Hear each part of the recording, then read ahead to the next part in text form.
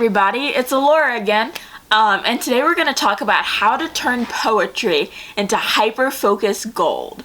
Today we're going to talk about how to turn hyper-focus into poetry and creative gold. So basically, we're going to talk about how you can use your hyper-focus to make a lot of poetry in a little bit of time. I have a lot of experience with this because I'm not really a traditional style of poet where you write one poem or you write part of a poem and then you write a little bit more and a little bit more over the course of several weeks or months or years. I like to write poems in bursts. I like to sit there and spend 7 hours and write 10 poems. It's a little bit of a chaotic method, but it works for me. And I know that means it works for somebody. It works out there for somebody else. So I'm going to show you my method for how I turn my hyperfocus into a lot of poetry. And hopefully you'll get something out of it.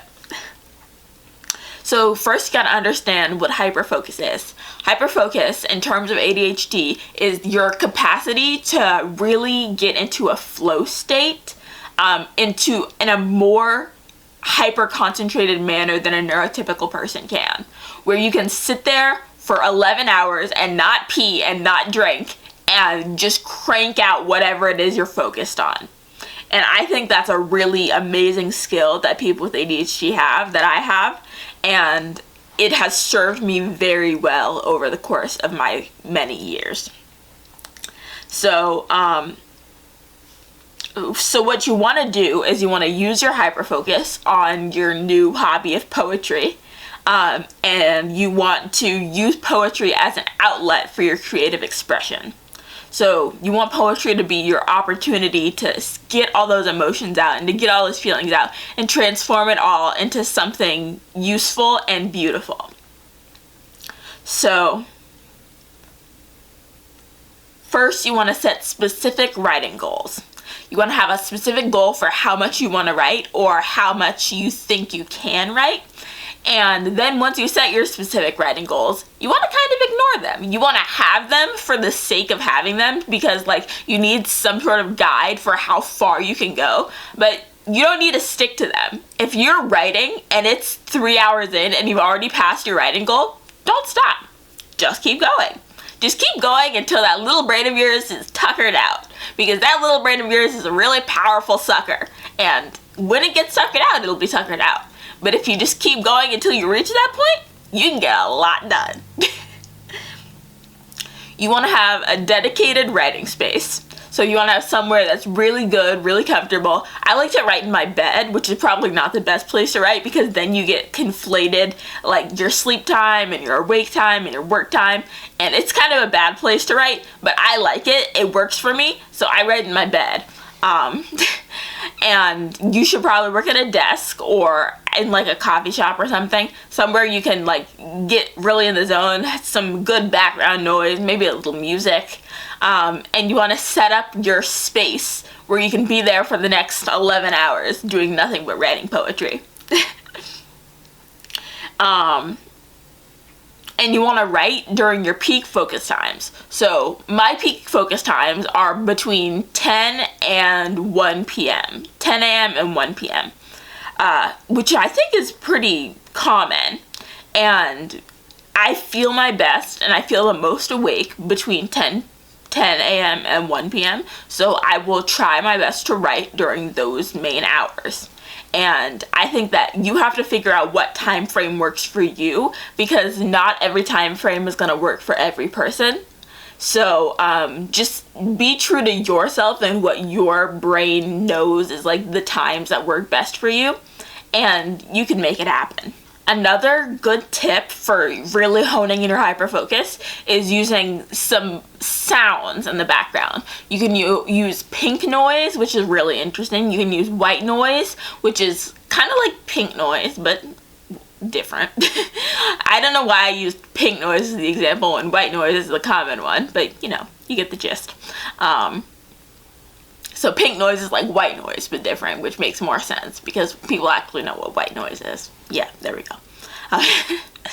And you could also use it's like the common one, which is like chill beats to study to. The little girl who like sits in the window and she's like animated and she's like the lo-fi beats girl. Love her. She's awesome. You should go listen to some of her stuff. I'm pretty sure she doesn't write that music. I think it's just a playlist, but she's cool drawing. Favorite drawing. Like, I really enjoy just looking at that little drawing when I'm trying to be productive, but I've actually gotten distracted by the music. And then I'm just like, I wonder where she is. I feel like I saw a video about where she was once. I don't remember. But, another really important tip is once you're in the hyper-focus zone, you can do bursts of writing to keep yourself in the space of writing. So you might get into the zone and be there for hours and never need to stop. But if you can't get into the zone, start doing writing sprints. A writing sprint is when you set a timer for 5 to 15 minutes. 5 minutes works for me. 15 minutes might work for you if you have a little bit more of an attention span than me. But 5 minutes, you set an alarm and you just write all you can in those 5 minutes. And it really tricks your brain into working in that high gear that you can get into. And it's one of my favorite methods for getting myself to focus when my brain doesn't want to focus. So when you really get into the zone with your writing sprints, you can be incredibly productive at a time where you didn't think you were going to be able to get anything done. And it's almost like a trick of your own brain, and it really works. You could participate in a poetry challenge, which I think are really cool. You could do something like NaNoWriMo, where you try to write 50,000 words in a month. Or you could do Let's Escape Roll, where you try to write 30 poems in a month. There are so many great poetry competitions and challenges and events that I think really help you to be your best writer self.